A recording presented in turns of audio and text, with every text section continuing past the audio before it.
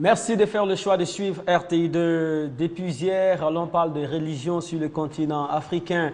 La religion est-elle devenue le remède miracle? Telle est la question à laquelle les chroniqueurs et les invités tentent d'apporter des réponses progressives. Madame, Messieurs, aujourd'hui, nous allons faire de l'extension pour nous intéresser à ceux à qui profite le détournement de la religion de son but.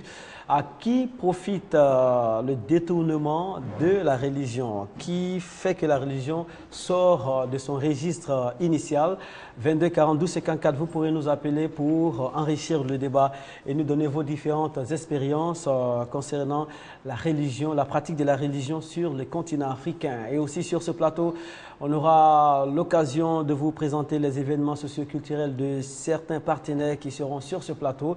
Et c'est en ce sens que l'on parlera de la prière du mercredi, tous les mercredis en tout cas, du côté d'Abobo Avocati avec le prophète May Bruno, et aussi l'on parlera des journées nationales de l'entrepreneur avec Yasmine Zeba et Michael Kofi. Voilà, le décor est planté. Seydina Chérif Ahmed, chroniqueur sur cette émission, est avec nous. Bonjour Seydina. Bonjour Mohamed. Merci, vous êtes chargé positivement et prêt pour le débat du jour. On n'oublie pas là où on a laissé les choses hier. Vous avez parlé de business et d'escroquerie au sein de la religion, escroquerie de la part de certains leaders religieux. Vous avez certainement des preuves. Et tout à l'heure, dans les coulisses, le révérend général Makosso disait que de peur de payer votre dîme, vous vous cachez derrière la tradition pour ne pas payer votre dîme. Et il dit que la dîme sera payée. Il a été soutenu en cela par le prophète May Bruno. Voilà. En face de vous, nous avons l'imam Kassim Keïta. Bonjour imam. Bonjour M. Mohamed. Vous représentez la religion musulmane sur ce plateau. Vous êtes l'imam de la mosquée Ikra du garage Cissé, c'est le quartier Makassi, voilà, sur l'axe Abobo à Gamé. Et aujourd'hui encore, on parlera de la religion, surtout des leaders religieux qui sont soupçonnés de détourner la religion à leur profit. Parce que les dîmes, les quêtes, les zakats, les sacrifices sont parfois vraiment pour ces leaders-là un vivier et aussi un fonds de commerce. C'est ce qui s'est dit. Hein. Tout à l'heure, on aura l'occasion de savoir si oui ou non. Avant de commencer le débat, Yasmine Zeba est avec M. Michael Kofi. Bonjour Yasmine. Bonjour Mohamed. Merci d'être sur ce plateau. Yasmine est animatrice, connue et reconnue ici en Côte d'Ivoire. Alors, vous parlez des journées nationales de l'entrepreneur. Peut-on nous éclaircir un peu, c'est quoi les journées nationales de l'entrepreneur? Alors oui, ici je me retrouve en tant que responsable de communication du club des entrepreneurs de Côte d'Ivoire Entreprise Développement. D'accord, très bien. Je m'explique. Côte d'Ivoire Entreprise Développement est une ONG créée en Côte d'Ivoire par l'Institut européen de coopération et de développement. Donc cette ONG a pour objectif donc de dérouler un programme de formation qui s'adresse aux responsables des très petites entreprises et des PME. Parce que les très petites entreprises grandissent, deviennent des PME, des PMI et ensuite des multinationales. D'accord. Quand vous dites très petite entreprise, vous pouvez nous donner un exemple? Alors, je vais être simple.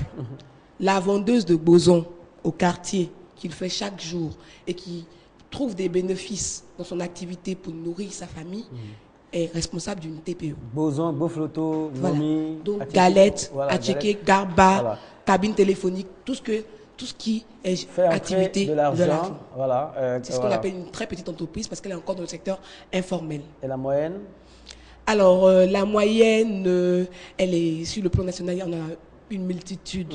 On a environ près de, je dirais, 500 000 petites entreprises. Parce que chaque jour, des étudiants créent des entreprises. Chaque jour, des personnes qui ont besoin d'avoir de l'argent, créent quelque chose pour se nourrir. Voilà. Et ces personnes-là sont parfois soumises à des interrogations concernant l'avenir de leurs entreprises et ne savent parfois pas là où s'orienter. Mais là, vous avez une direction pour ces personnes-là.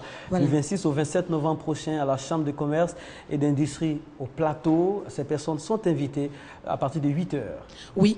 Alors, on les invite à participer aux Journées nationales de l'entrepreneur. C'est des journées qu'on a organisées dans notre CGS, notre centre de formation au niveau du Vallon. Voilà. Donc, au siège.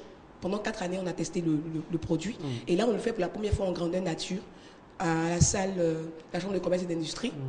Il y aura un volet exposition. Il y aura des panels avec des partenaires qui viendront parler de l'accompagnement non financier et de l'accompagnement financier. Non financier en termes de formation, en termes de coaching du chef d'entreprise pour pouvoir développer son entreprise, en termes de clés de l'entrepreneur. Et on parlera d'accompagnement financier avec des microfinances qui sont partenaires, qui vont donc dérouler leurs propositions qu'ils ont pour les responsables des TPE et des PME. D'accord, mais tel que présenté, il s'agit d'une masse. Les petites et moyennes entreprises, il y en a tellement sur le territoire ivoirien. Oui. Est-ce que vous les attendez par regroupement ou est-ce que individuellement on peut se lever? Quel que soit le format, par regroupement, individuellement, vous êtes attendus. Nous, déjà, le programme a formé 2000 chefs d'entreprise à ce jour et nous continuons de former. Alors donc on attend déjà les 2000 bénéficiaires du programme. En plus, on attend donc les étudiants, les personnes, les chômeurs, les personnes en quête d'emploi qui ont besoin donc de se retrouver dans un canevas d'encadrement et de financement à ces journées-là. Pendant 2 jours, ils vont échanger avec les responsables des canaux de formation non financiers et avec les responsables financiers des différents instituts qui seront là. Très bien. Yasmine Zeba pour le compte des Journées nationales de l'entrepreneur. Monsieur Michael Kofi, je suis propriétaire de PME. Si je ne me rends pas à ces journées-là, qu'est-ce que je perds? Oui, vous perdez tout un dispositif qui sera mis à disposition des chefs de TPE que nous sommes. Nous venons vous inviter. Le thème de ces journées-là, c'est la très petite entreprise au service de la création d'emplois en Côte d'Ivoire. Je crois que ce thème-là intéresse tout le monde à juste titre. Nous voudrons inviter les jeunes, les femmes, les porteurs de projets, mais surtout les entrepreneurs, les micro-entrepreneurs à venir à ces journées-là. Ces journées sont organisées à leur intention. Nous les attendons.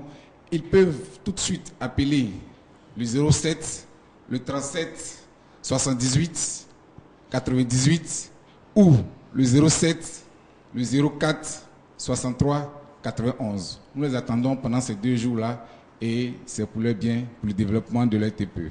Merci beaucoup Yasmine Zeba et Michael Kofi. Yasmine, un dernier message. C'est un appel que vous allez lancer, Journée nationale de l'entrepreneur du 26 au 27 novembre à la Chambre de commerce et de l'industrie au plateau de 8h à 17h. Alors oui, 8h, 17h pendant 2 jours, il y aura donc des expositions. En tant que chef d'entreprise, on va présenter notre savoir-faire. On aura l'occasion de pouvoir échanger, comme je vous l'ai dit, avec des personnes, des panélistes de renom qui viendront donc dérouler leur savoir-faire, présenter leurs services donc aux chefs d'entreprise que nous sommes et aux futurs chefs d'entreprise que nous appelons les porteurs de projets.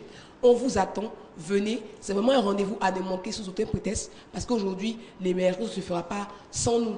Il faut que nous soyons des créateurs d'emplois. Tout à fait.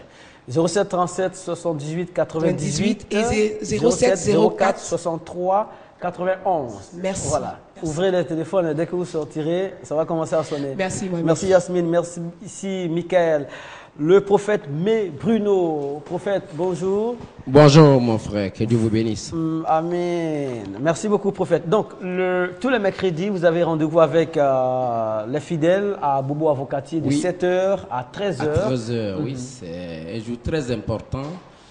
Tous les mercredis, Dieu fait des miracles, des prodiges au centre de prière Bethesda qui est situé à Bobo Avocatier. Tous ceux qui arrivent, ils sortent de Bethesda, leur visage est toujours rayonné de joie. Beaucoup sont venus les maladies et Dieu les a guéris.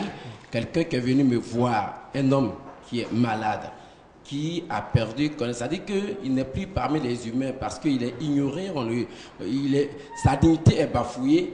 Et quand j'ai pris pour ces personnes, Dieu les guérit. Et ils se retrouvent, aujourd'hui, si je te montre ces personnes, tu ne vas pas les reconnaître. Donc, tous les mercredis, c'est-à-dire demain, mercredi, à partir de 7h, les gens arrivent de partout. À partir de 5h, la salle est déjà pleine. Les gens arrivent de partout. Et toutes ces personnes qui arrivent, quand je prie pour ces personnes, Dieu déclenche leur situation. Parce que Dieu n'a pas changé. Il est le même hier, aujourd'hui, éternellement. Jésus l'a dit, voici les malades qui accompagnent ceux qui auront cru. En mon nom, chasseront les démons, ils imposeront le mal et les malades seront guéris. Mais ce qui est étonnant, souvent les gens arrivent chez moi, je ne prie pas pour eux.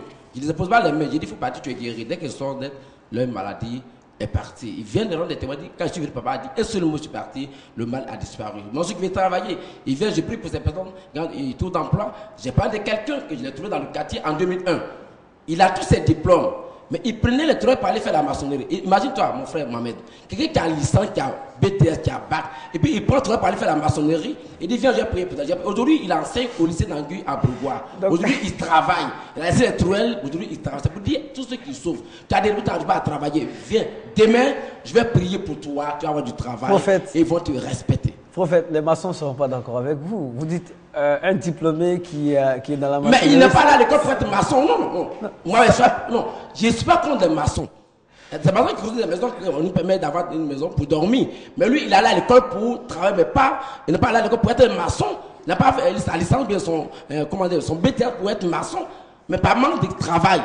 Il est obligé d'aller faire la masse avant d'avoir de quoi à manger. Donc, et j'ai prié pour lui aujourd'hui. Il travaille, il a laissé les trouées. Il a payé, oui, il a laissé les trouées aujourd'hui, les professeurs. Il a une voiture aujourd'hui. Il est dans une grande maison. Oh, je l'ai trouvé dans la cour de son père. Peut-être qu'il a tous ses diplômes. Donc, c'est pour dire à ces personnes, quand on va à l'école, on va pour atteindre un but. C'est-à-dire celui qui ne sait pas où il va n'arrive nulle part. Et on va à l'école pour devenir quelqu'un. Donc, si je vais à l'école pour devenir professeur, d'être professeur, je vais à l'école pour être gendarme. Mais ce n'est pas normal pour quelqu'un qui a ce diplôme-là, il prend travail pour aller faire la maçonnerie et pour avoir des quoi à manger. Ce n'est pas normal. Oui, c'est ce que j'ai dit. Donc, je ne suis pas contre les maçonneries. Très bien. Désormais, il est professeur, il a son véhicule, il a son argent. Oui, mais ses parents sont fiers de lui. Il y a des maçons qui ont tout ça aussi. Dans la maçonnerie, voilà. Je le sais très bien. Il y a des maçons qui ont construit des immeubles, je le sais. Mais lui, dans son cas, là, ça dit quelqu'un qui partait faire des bricoles. Des bricoles pour avoir de quoi à manger, pourtant il a son bac, il a son licence, c'est pas normal. D'accord. Oui. Très bien. Alors, la prière donc aura lieu comme tous les mercredis à partir de 7h à 13h. Vous faites beaucoup de miracles là-bas. C'est Dieu qui fait des miracles à travers de son serviteur. Oui. C'est Dieu qui fait des miracles à travers de son serviteur que je suis. C'est pas moi qui fais les miracles, c'est Dieu qui fait des miracles à travers moi. Très bien. 07 66 07 73 07 66 07 73 01 22 51 14 01 22 51 14. On rappelle que vous faites beaucoup de miracles là-bas, ça c'est clair. Oui, vous faites beaucoup de miracles et c'est tous les mercredis à Avocatier. Bobo Avocatier. On est situé en la gendarmerie le dépôt neuf. Mais le seul point de repère, c'est Avocatier, le tête du centre. Et l'équipe sera en place demain à partir de 6h pour vous accompagner. Et tous les dimanches, l'équipe sera en place à 6h pour vous accompagner à la Cité d'Espoir, là où tous les rêves deviennent des réalités. Composez ce numéro 07 66 07 63 ou 01 22 51 14. Soyez les bienvenus à Bethesda. Que Dieu vous bénisse. Amen. Voilà, on va profiter pour vous poser la question d'hier. Est-ce que la religion est devenue le remède miracle pour les Africains? C'est-à-dire? Est-ce que désormais la religion peut tout donner en lieu et place des efforts que nous-mêmes nous devons faire? Oui, je dis bien oui. Il y a des sénateurs qui ont des jets privés. Ils ont des jets privés, oui. Des noirs comme moi qui ont des jets privés.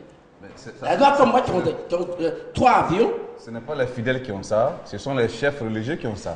Mais il y a des fidèles qui ont plus que les pasteurs et les prophètes.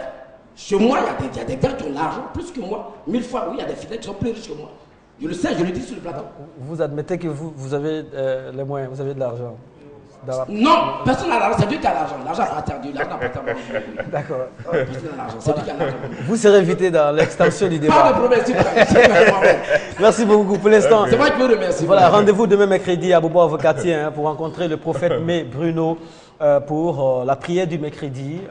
Et ça fonctionne en merveille là-bas. Bobo Avocatier, 07 66 07 73 01 22 51 14. Merci.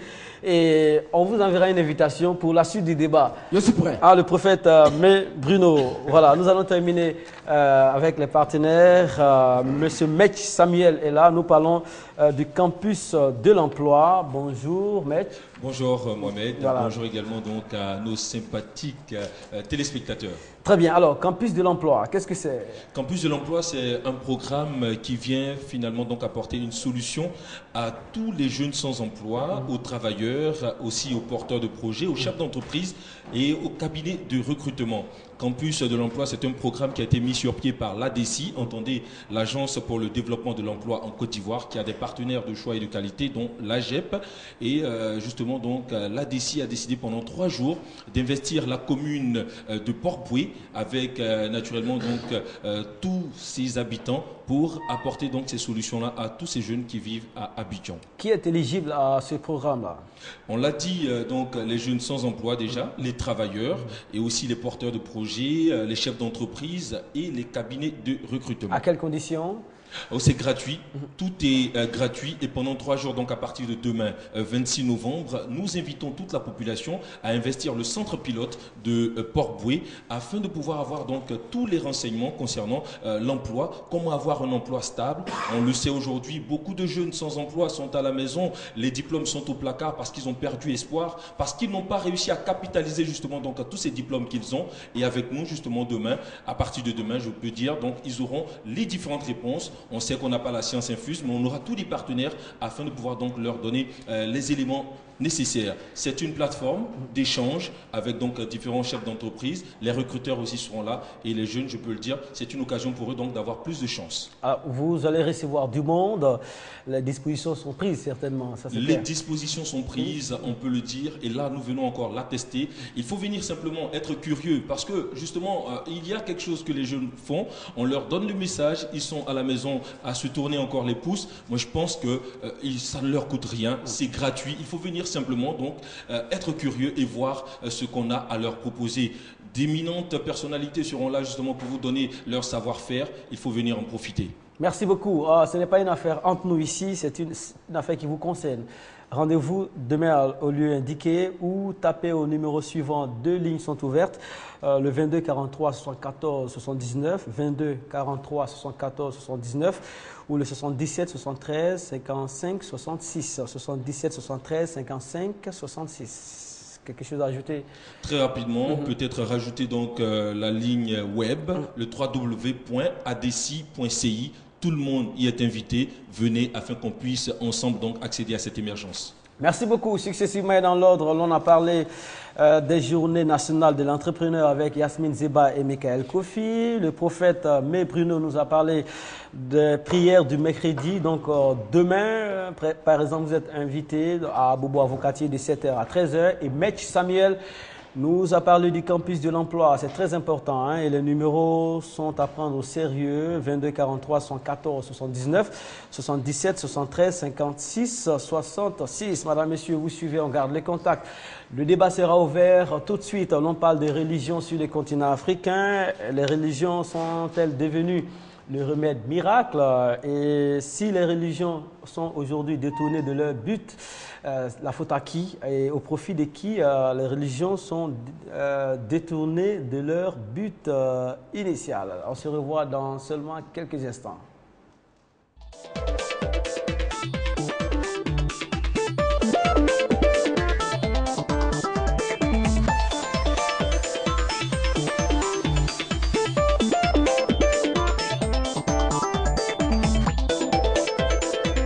On garde le contact. Lundi. La religion en Afrique. Est-il vrai qu'on attend plus de la religion que de nos propres efforts?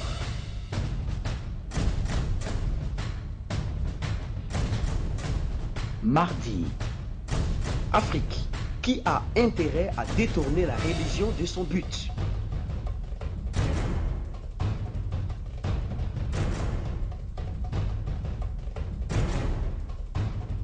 Mercredi. Comment rentabiliser les efforts des créateurs?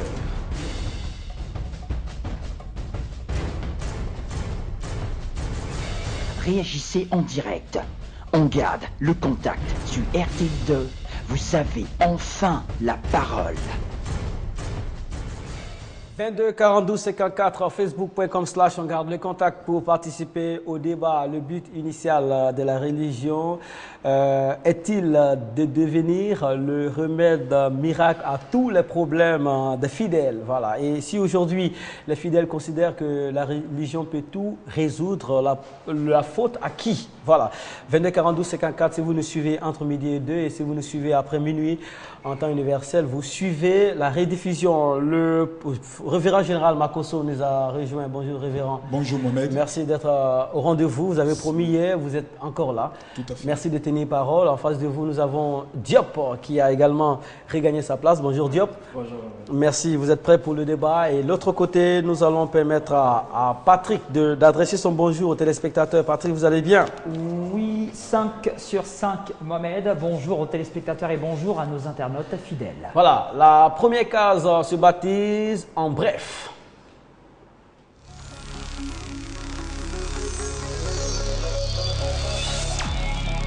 Le contenu de cette case est un condensé de ce qui a été dit hier sur ce plateau à partir de la question suivante. La religion en Afrique, un remède miracle? La réponse. Cette peur d'être jugé, rejeté par les siens, Nicolas l'apprivoise depuis un an, depuis qu'il se rend chaque semaine à la mosquée de Voipy dans la banlieue de Metz. Vous venez tous les vendredis là? Tous les vendredis, oui. Pour profiter un peu de la sérénité, de la spiritualité.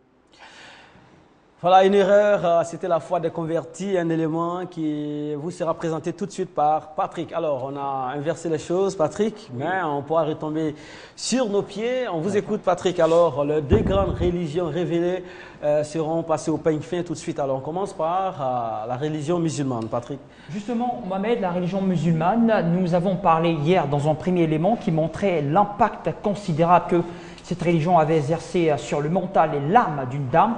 Aujourd'hui, voici un jeune homme qui réside du côté de la France, qui montre l'importance et surtout le changement que cette religion a dû opérer dans sa vie, ainsi qu'un autre monsieur d'une quarantaine d'années qui montre aussi l'influence positive que cette religion exerce sur eux tous les jours. Cette peur d'être jugé, rejeté par les siens, Nicolas l'apprivoise depuis un an, depuis qu'il se rend chaque semaine à la mosquée de Voipy dans la banlieue de Metz. Vous venez tous les vendredis là? Tous les vendredis, oui. Pour profiter un peu de la sérénité, de la spiritualité ambiante. Wa alaykoum salam. Nicolas tient à nous présenter l'imam Al-Hussein, avec qui il a prononcé la Shahada. Quelques mots, une profession de foi qui en une poignée de secondes a scellé son entrée dans l'islam.